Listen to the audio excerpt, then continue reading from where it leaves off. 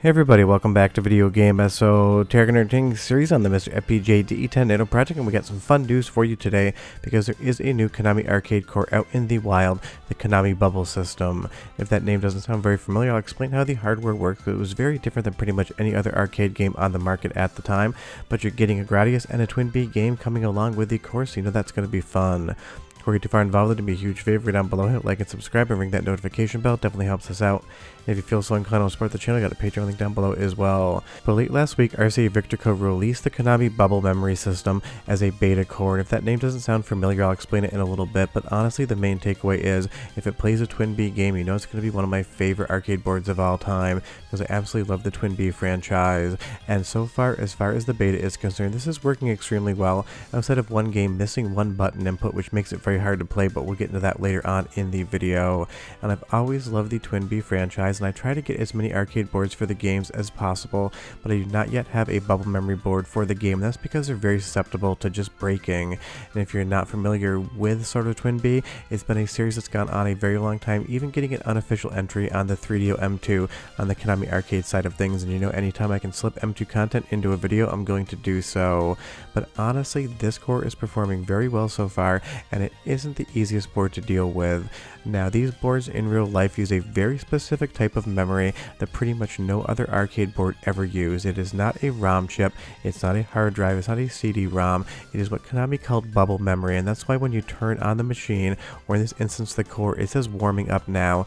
That is because the actual memory in this game had an operational temperature limit. It had to be a certain temperature before it could actually be read, and that's because it's basically magnetic media, I believe closest to some sort of tape system, but again, I've never taken one apart because 99 out of 100 of the actual games are dead. They were very susceptible to electromagnetic interference and basically cannot be read anymore. So if you actually own a working board for this actual game, you are very lucky because basically they always grenade themselves. And that is why this core is one of my new favorites of 2024, because it's replicating at the FPGA level hardware that is definitely very difficult to collect and even more so to maintain. And while these games obviously exist in MAME, having another way to play the original Twin B on its arcade version of the bubble memory cartridge is just absolutely spectacular, and RCAVictorCo nailed this so far, and I'm sure there are still room for improvements as far as the code is concerned, but this game right now is every bit as playable as you would want it to be. And honestly, Konami made some incredible shmups, and Twin B is definitely my favorite franchise from them, so that's just extra exciting to me. And that's always the fun thing, we're getting new arcade cores all the time. Late last week we got the IREM M90 core with Bomberman, and now we have a brand new core in the guise of this Konami board. And this, again, for preservation alone is so fundamentally important, because I know I already said it, but I can't stress enough just how temperamental these games are. They came on cartridges, and if you can find a working one, it's going to cost you a lot of money to acquire because so many of them suicided themselves, and unlike something like the Capcom CPS2, you can't really bring them back to life easily with any sort of Phoenix method. So FPGA is going to be the best new way to play these games, and honestly, if you wanted the arcade original Twin B and you wanted it on quote-unquote original hardware, I would just put a MiSTer FPGA inside of your arcade cabinet, play this version of Twin B, and never try to go towards the actual original game. But I would say the most famous game on this board is going to be Gradius or Gradius. Every time I pronounce it, someone says to do it the other way, so now you have both. And again, you'll see this fun countdown here where it actually warms up the board.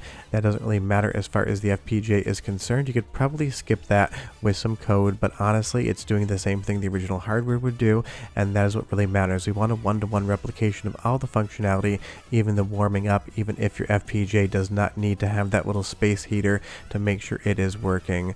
But the sound is good as well, so go ahead and listen for 45 seconds or so. I'll come back and tell you more about the core, the history of the hardware, and where it could improve. But enjoy, because the music, it is a classic.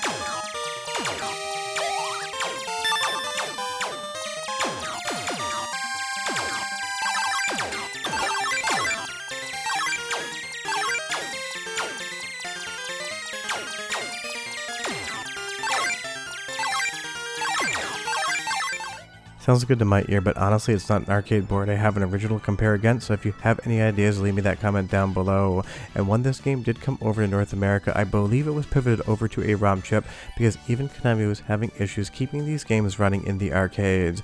And that's what happens when you kind of go to a new exotic storage medium. Not only was it more expensive than a ROM chip, but it was also more temperamental and liked to break a lot more, so it kind of begs the question as to why Konami decided to do this in the first place. Probably just because Konami loved playing around with arcade hardware. They've made so many arcade boards that I've showcased on the channel that they'd put 1 or 2 games on and abandoned for a new design. And this is going to be every bit as difficult as Gradius ever was. But do be aware, like pretty much every other arcade game, you are going to get dip switches to change up the amount of lives you get per continue, those bonus lives, the difficulty, every single thing you want. You can flip the screen around as well if you did install this into an arcade cabinet that had a mirror. You kind of have all the functionality here you would want as far as arcade games are concerned, but I know sometimes dip switches versus test menus do confuse some people if they're a little bit newer onto the MiSTer Arcade side of things. So just remember, these games are going to be using dip switches alone. They're not going to be using a test menu. But as far as the graphics are concerned, as far as the sound and gameplay are concerned on Gradius here, everything seems to be running exactly like I would expect it to. But let's move over to Galactic Warriors, the third game that currently works on this core. And again, just like the first 2 games, all of the options are going to be on the dip switch side of things, and I definitely suggest you move this over to difficult if you want to play around with it, because this seems to be the one game where one button binding doesn't adhere and you're not getting an input. But if you do change any dip switches, be aware that you're going to have to reset the board. You just basically reset to apply, and you're going to have to go through that same warm-up countdown again. This is real time, it doesn't take very long whatsoever, but it is a thing. The board does need to reset for those changes to adhere. As we actually get into the game, this one definitely is third in a third place race of the 3 games that work, and it is definitely lagging behind very far in third place. That's not to say that the game doesn't have its charm, but Galactic Warriors just isn't a very good fighting game, and honestly, in my opinion, fighting games are one of the genres where Konami always struggled to get a hit. They made so many 2D and 3D fighting games to try to compete with Namco and Sega and everyone else, and they never just seem to have anything actually kind of stick like every other manufacturer, and Galactic Warriors is no different. But unfortunately, you are missing a button input here, so you're not able to control the entirety of the character. A big thanks to Andy D for helping with the captures this week as well. And I'm sure this is stuff that RCAVictorCo will very quickly patch up, and I'm sure in a week, 2 weeks, a month, when you have a new version of this core, that should be 100% resolved. And there are other games that can work on the Bubble system as well, but these are the 3 currently able to get working. And again, if you want to play these, you got to pop over to RCAVictorCo's Patreon, which I did leave a link below as well. And again, if you have any issues getting these games running on your side, you can join my Patreon. I do have the Emulation Night School tier help where you can get FPGA help as well.